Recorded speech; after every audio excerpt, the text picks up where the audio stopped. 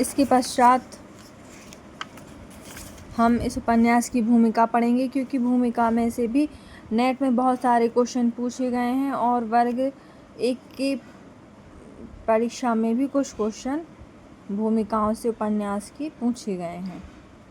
तो इसमें लिखा है कि राग दरबारी का लेखन 1964 के अंत में शुरू हुआ और अपने अंतिम रूप में 1967 को समाप्त हुआ। 1967 में इसका प्रकाशन हुआ और 1969 में इस पर मुझे साहित्य अकादमी पुरस्कार मिला है। ये शुक्ल जी खुद ही कह रहे हैं। तब से अब तक इसके दर्जनों संस्करण और पुनर्मुद्रण हो चुके हैं। 1969 में ही एक सुविज्ञ समीक्षक ने अपनी बहुत लंबी समीक्षा इस वाक्य पर समाप्त की कि अपठित रह जाना ही इसकी नियति है। दूसरी ओर इसकी अधिकांश समीक्षाएं मेरे लिए अत्यंत उत्साहवर्धक सिद्ध हो रही थीं। कुल मिलाकर हिंदी समीक्षा के बारे में यह तो स्पष्ट हो ही गया कि एक ही कृति पर कितने परस्पर विपरीत विचार एक साथ फल फूल सकते हैं। उपन्यास को एक जनतांत्रिक विधा माना जाता है। जितनी भिन्न भिन्न मतों वाली समीक्षाएं आलोचनाएं इस उपन्यास पर आईं, उससे यह तो प्रकट हुआ ही कि यह बात आलोचना की विधा पर लागू की जा सकती है। जो भी हो, यहाँ मेरा अभीष्ट अपनी आलोचनाओं का उत्तर देना या उनका विश्लेषण करना नहीं है। दरअसल मैं उन लेखकों में नहीं हूँ जो अपने लेखन को सर्वथा दोषरहित मानकर सीधे स्वयं या किसी प्रायोजित आलोचक मित्र द्वारा बताए गए दोषों का जवाब देकर विवाद को कुछ दिन जिंदा रखना चाहते हैं। मैं उनमें हूँ। ये लाइन मतलब एग्ज़ाम के दृष्टि से महत्वपूर्ण हो सकती है कि मैं उनमें हूँ जो मानते हैं कि सर्वथा दोष रहित होकर भी कोई कृति उबाऊ और स्तरहीन हो सकती है, जबकि कोई कृति दोष युक्त होने के बावजूद धीरे धीरे क्लासिक का दर्जा ले सकती है। दूसरे, मैं प्रत्येक समीक्षा या आलोचना को जी भर पढ़ता हूँ और खोजता हूँ कि उससे अपने भावी लेखन के लिए कौन सा सुधारात्मक अनुभव प्राप्त किया जा सकता है। राग दरबारी की प्रासंगिकता पर साक्षात्कारों में मुझे बार बार पूछा गया है। यह सही है कि गांव की राजनीति का जो स्वरूप यहाँ चित्रित हुआ है वह आज के राष्ट्रव्यापी और मुख्यतः मध्यम और उच्च वर्गों के भ्रष्टाचार और तिक्रम को देखते हुए बहुत अदना जान पड़ता है और लगता है कि लेखक अपनी शक्ति कुछ गंवारों के ऊपर जाया कर रहा है। पर जैसे जैसे उच्च स्तरीय वर्ग में गबन, धोखाधड़ी, भ्रष्टाचार और वंशवाद अपनी जड़ें मजबूत करता है, वैसे वैसे आज से 40 वर्ष पहले का यह उपन्यास और ज़्यादा प्रासंगिक होता जा रहा है। कम से कम सामान्य पाठकों और अकादमीय संस्थानों में इसका जैसा पाठन बढ़ रहा है, उससे तो यही संकेत मिलता है। इसके प्रकाशन के 40वें वर्ष में राजकमल प्रकाशन ने बिल्कुल नए स्वरूप में इसका नया संस्करण लिखने का संकल्प लिया है। इसके लिए मैं उक्त प्रकाशन के लिए अशोक माहेश्वरी के प्रति धन्यवाद ज्ञापित करता हूँ और आशा करता हूँ कि उनका यह प्रयास पाठकों के लिए, विशेषतः नए पाठकों के लिए विशेष आकर्षक सिद्ध होगा। ये उन्होंने लखनऊ से 17 मई 2007 में लिखी हुई है भूमिका, प्रस्तावना जिसे कह सकते हैं। तो आइए अब हमारा उपन्यास हम शुरू करते हैं और ये रहा उपन्यास का पहला भाग। शहर का किनारा छोड़ते ही भारतीय देहात का महासागर शुरू हो जाता है। वहीं एक ट्रक खड़ा है। उसे देखते ही यकीन हो जाता था कि इसका जन्म केवल सड़कों के साथ बलात्कार करने के लिए हुआ है, जैसे कि सत्य के होते हैं। इस ट्रक के भी कई पहलू थे। पुलिस वाले उसे एक ओर से देखकर कह सकते थे कि वह सड़क के बीच में खड़ा है, दूसरी ओर से देखकर ड्राइवर कह सकता था कि वह सड़क के किनारे पर है। चालू फैशन के हिसाब से ड्राइवर ने ट्रक का दाहिना दरवाज़ा खोल कर डैने की तरह फैला दिया है। इससे ट्रक की खूबसूरती बढ़ गई थी, साथ ही यह खतरा भी मिट गया था कि उसके वहाँ होते हुए कोई दूसरी सवारी भी सड़क के ऊपर से निकल सकती है।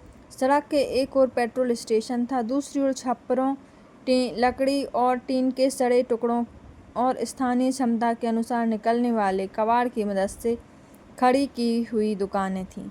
पहली निगाह में ही मालूम हो जाता था कि दुकानों की गिनती नहीं हो सकती। प्रायः सभी में जनता का एक मनपसंद पेय मिलता था, जिसे वहाँ गर्द चीकट चाय की कई बार इस्तेमाल की हुई पत्ती और खौलते पानी आदि के सहारे बनाया जाता है। उनमें मिठाइयाँ भी थीं, जो दिन रात आंधी पानी और मक्खी मच्छरों के हमले का बहादुरी से मुकाबला करती थीं। वे हमारे देसी कारीगरों के हस्त कौशल और उनकी वैज्ञानिक दक्षता का सबूत देती थीं। वे बताती थीं कि हमें एक अच्छा रेज़र ब्लेड बनाने का नुस्खा भले ही ना मालूम हो, पर कूड़े को स्वादिष्ट खाद्य पदार्थों में बदलने की तरकीब सारी दुनिया में अकेले हम ही को आती है। ट्रक के ड्राइवर और क्लीनर एक दुकान के सामने खड़े चाय पी रहे थे। रंगनाथ ने दूर से इस ट्रक को देखा और देखते ही उसके पैर तेजी से चलने लगे। आज रेलवे ने उसे धोखा दिया था। स्थानीय पैसेंजर ट्रेन को रोज की तरह 2 घंटा लेट समझकर वह घर से चला था, पर वह सिर्फ 1.5 घंटा लेट होकर चलती थी। शिकायती किताब के कथा साहित्य में अपना योगदान देकर और रेलवे अधिकारियों की निगाह में हास्यपद बनकर वह स्टेशन से बाहर निकल आया था। रास्ते में चलते हुए उसने ट्रक की ओर देखा और उसकी आँखें वे जिस्म में जहाँ कहीं भी होती हों खिल गईं। जब वह ट्रक के पास पहुंचा और क्लीनर और ड्राइवर की आखिरी चुस्कियां ले रहे थे, इधर उधर ताक कर अपनी खिली हुई बाँछों को छिपाते हुए उसने ड्राइवर से निर्विकार ढंग से पूछा, क्यों ड्राइवर साहब, यह ट्रक क्या शिवपालगंज की ओर जाएगा? ड्राइवर के चाय पीने को चाय थी और देखने को दुकानदारिन थी। उसने लापरवाही से जवाब दिया, जाएगा। हमें भी ले चलिएगा अपने साथ।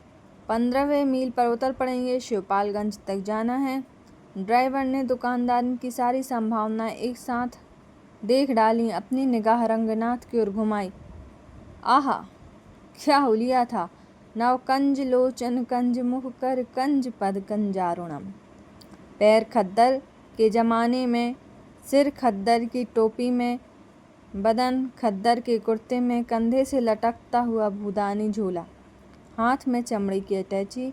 ड्राइवर ने उसे देखा और देखता ही रह गया। फिर कुछ सोचकर बोला, बैठ जाइए श्रीमान जी, अभी चलते हैं। घर घर आकर ट्रक चला। शहर की टेढ़ी मेढ़ी लपेट से फुर्सत पाकर कुछ दूर आगे साफ और वीरान सड़क आ गई।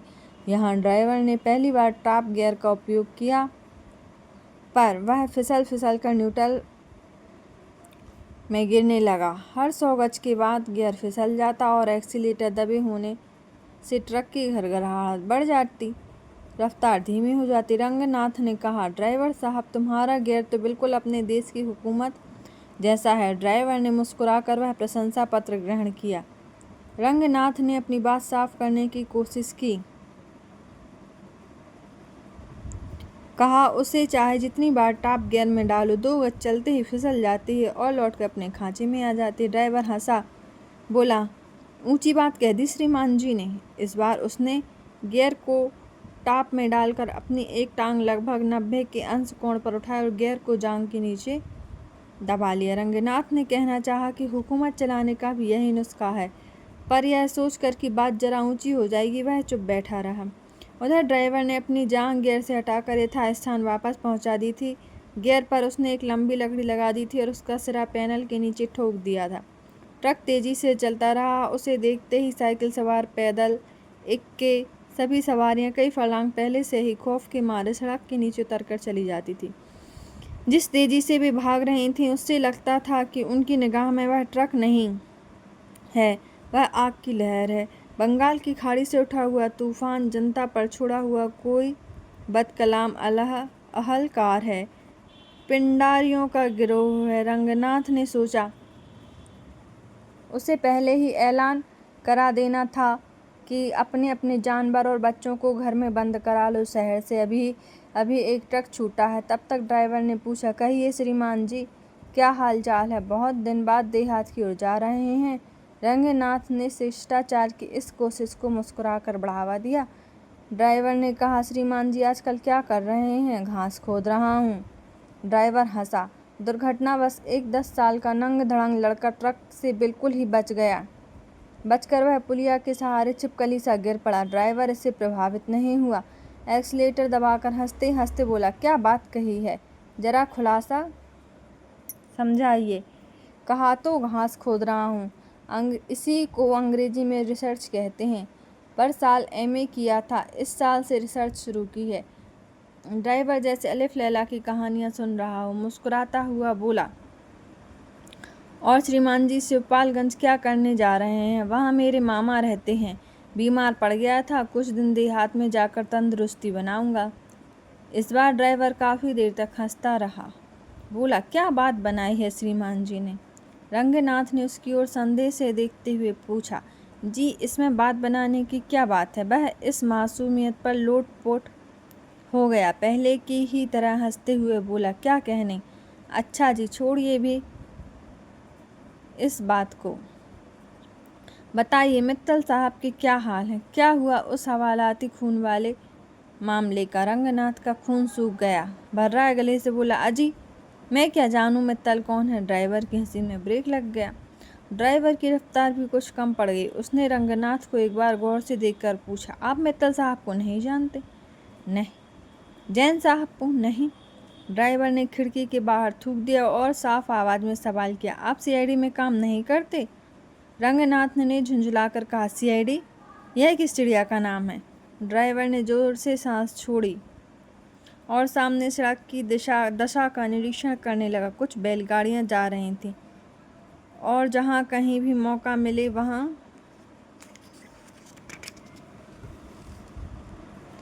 टांग फैलाने देनी चाहिए। इस लोकप्रिय सिद्धांत के अनुसार गाड़ीवान बैलगाड़ियों पर लेटे हुए थे और मुँह ढाँप कर सो रहे थे। बैल अपनी काबिलियत से नहीं बल्कि अभ्यास के सहारे चुपचाप सड़क पर गाड़ी घसीटे लिए जा रहे थे। यह भी जनता और जनार्दन वाला मजमून था। पर रंगनाथ की कुछ कहने की हिम्मत नहीं हुई। वह CID वाली बात से उखड़ गया। ड्राइवर ने पहले रबड़ वाला हार्न बजाया, फिर एक ऐसा हार्न बजाया कि संगीत के आरोह अवरोह के बावजूद बहुत ही बड़ा डरावना था।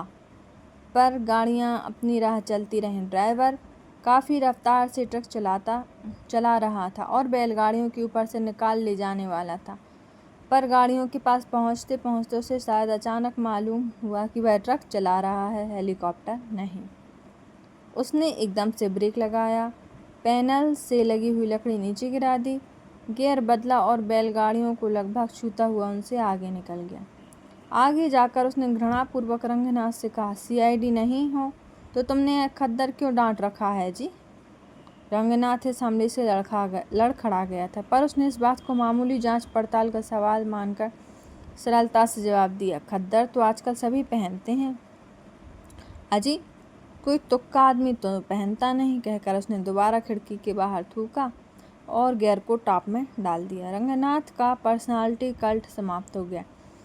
थोड़ी देर वह चुपचाप बैठा रहा। बाद में मुंह से सीटी बजाने लगा। ड्राइवर ने उसे कोहनी से हिलाकर कहा, देखो जी, चुपचाप बैठो, यह कीर्तन की जगह नहीं है। रंगनाथ चुप हो गया। तभी ड्राइवर ने झुंझलाकर कहा, यह गियर बार बार फिसलकर न्यूट्रल में ही घुसता है, देख क्या रहे हो, जरा पकड़े रहो जी। थोड़ी देर बाद उसने दोबारा झुंझलाकर कहा, ऐसे नहीं, इस तरह दबाकर ठीक से पकड़ो। ट्रक के पीछे काफ़ी देर से हॉर्न बजता आ रहा था। रंगनाथ उसे सुनता रहा था और ड्राइवर उसे अनसुना करता रहा था। कुछ देर बाद पीछे से क्लीनर ने लटककर ड्राइवर की कनपटी के पास खिड़की पर खटखट करना शुरू किया। ट्रक वालों की भाषा में इस कार्रवाई का निश्चित ही कोई खौफनाक मतलब होता है, क्योंकि उसी वक्त ड्राइवर ने रफ्तार कम कर दी और